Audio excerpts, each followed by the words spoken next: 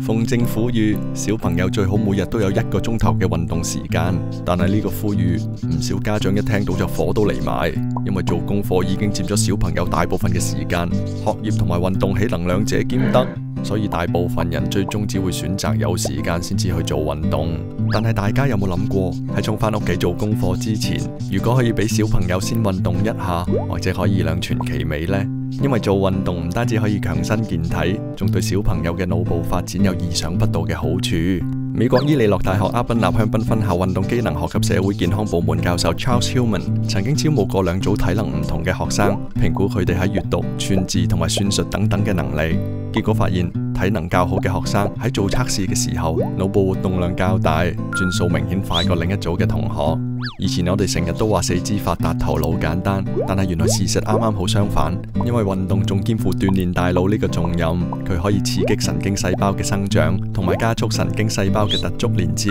促進腦部血管嘅分布。Dr. Hillman 另一個研究就招募咗40個大約10歲嘅小朋友，再同佢哋玩一個類似找錯處嘅測驗，將佢哋分成忍耐組同埋衝動組。忍耐組嘅學生本身喺前額葉入邊抑制衝動嘅能力比較高，會先小心觀察個圖像，然之後先至揀答案。但係相對嚟講，衝動組嘅學生抑制能力較弱，未睇清楚就會作答，所以錯誤較多。研究人員安排呢2組小朋友喺進行咗20分鐘嘅帶氧運動之後，再做多一次測驗。結果衝動組嘅成績喺短短20分鐘運動之後有明顯嘅進步。腦部掃描嘅結果亦都發現，衝動組嗰班小朋友喺經過運動之後，喺腦部嘅血流量大咗，變得更加活躍。原來喺我哋做運動嘅時候，大腦會大量製造一種名為腦源性神經滋養因子嘅物質，簡稱 BDNF。呢個因子係負責學習、記憶同埋包括比較、判斷、推理等等高階思考能力相關嘅腦區，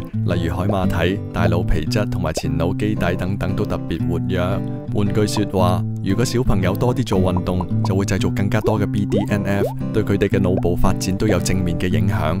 但係香港嘅繁忙兒童生活爭分奪秒，到底要做幾多運動先至有咁嘅效果？原來唔使多。研究發現，只要做大概15至30分鐘嘅帶氧運動，就能夠大幅提升 BDNF 嘅含量。不過最重要嘅係持之以恆，因為根據一啲較長期嘅研究發現，持續進行帶氧運動1個星期，細胞裏邊嘅 BDNF 基因會變得更為活躍，因而增加 BDNF 嘅產量。我哋經常都認為小朋友跑嚟跑去只係玩樂嘅一種，但係其實呢個時候嘅大腦好鬼忙，除咗要確保身體平衡之外，仲要同時注意四周環境嘅變化。更重要嘅係透過運動嚟提升身體同大腦嘅連結，無論大小肌肉、手眼協調都會有所進步，而且運動仲會幫助大腦分泌更多嘅多巴胺，令人心情愉快。學業當然重要，但係如果運動有助小朋友認知能力嘅發展，仲有以上咁多嘅好處，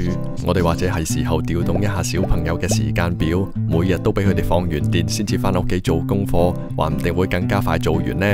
如果你覺得今集嘅內容有用，請你撳 like 同 share，等我哋可以製作更多其他短片。